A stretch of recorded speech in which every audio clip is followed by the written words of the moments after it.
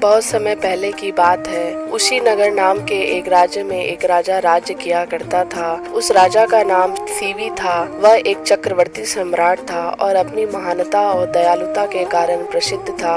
उसकी दया के बारे में ऐसा कहा जाता है कि उसके दरबार से कोई भी खाली हाथ नहीं लौटता था। वह हर किसी की मदद के लिए हमेशा तैयार रहता था, भले ही उसके लिए किसी भी तरह का बलिदान क्यों न देना पड़े। यही कारण था कि उसकी दयालुता के चर्चे पृथ्वी लोक से आगे बढ़कर स्वर्ग तक भी पहुंच गए। जब इस बात का पता देवों के राजा इंद्र को चला तो उन्होंने मन बनाया कि वह राजा शिवी की परीक्षा स्वयं लेंगे और सुनिश्चित करेंगे कि क्या वाकई में राजा शिवी इतने ही दयालु हैं या यह उनका महज एक ढोंग है। यह तय करने के लिए उन्होंने एक योजना बनाई और अग्निदेव को भी अपने साथ योजना में शामिल होने का निवेदन किया।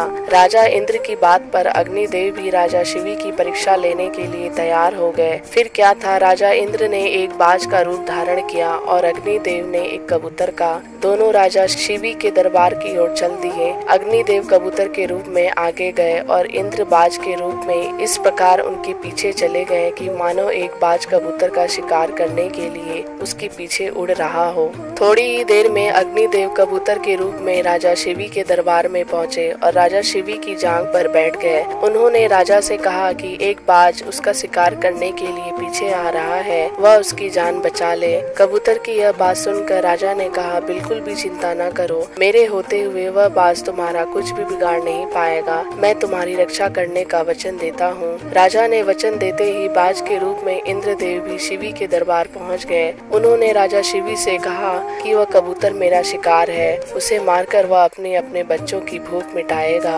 बाज की बात पर राजा ने कहा, मैंने इस कबूतर को वचन दिया है कि मैं इसके प्राणों की रक्षा करूंगा, इसीलिए मैं इसे तुम्हें नहीं दे सकता।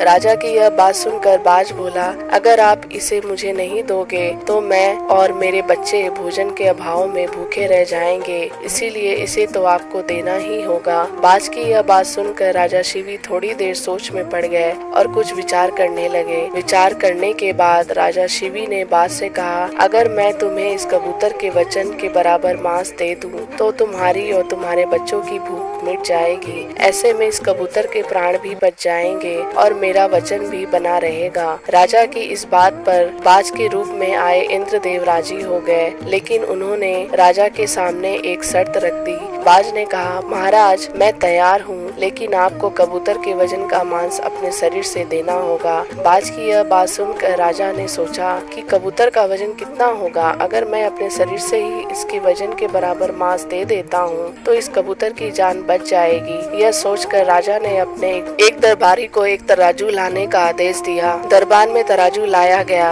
राजा ने तराजू के एक पलड़े पर कबूतर को रखा और एक चाकू से अपनी जांघ से एक टुकड़ा काटकर तराजू के दूसरे पलड़े पर रख दिया, लेकिन तराजू तनिक भी नहीं हिला। यह देखकर राजा ने एक और टुकड़ा काटकर तराजू पर रखा। उसके बाद भी मांस का टुकड़ा कबूतर के वजन से काफी कम था। उन्होंने धीरे धीरे कर अपने आधे शरीर के मांस को निकाल कर तराजू पर रख दिया। उसके बाद भी मांस का वजन कबूतर के वजन से कम ही रहा। यह देखकर राजा शिवी बहुत निराश हुए। उन्होंने निश्चय किया कि अब कुछ भी हो जाए वह अपने वचन का मान रखते हुए कबूतर को बचाएंगे। यह सोचकर वह खुद ही तराजू के पलड़े पर बैठ गए और तराजू पर कबूतर का पलड़ा ऊपर आ गया। राजा ने बाज से कहा, तुम मेरे पूरे शरीर का मांस ले लो और कबूतर को छोड़ दो। यह सुनकर इंद्रदेव को राजा पर दया आ गई। इंद्र और अग्निदेव अपने असली रूप में आए और कहा, राजा शिवी हम आपकी परीक्षा लेने आए थे और आप इस परीक्षा में सफल रहे। आप वाकई में बहुत ही दयालु व परोपकारी हैं। इस पृथ्वी पर आपकी बराबरी दूसरा और कोई नहीं कर सकता। इतना कहते हुए दोनों देव वहाँ से गायब हो गए। शिव चक्रवर्ती की कहानी से सीख मिलती है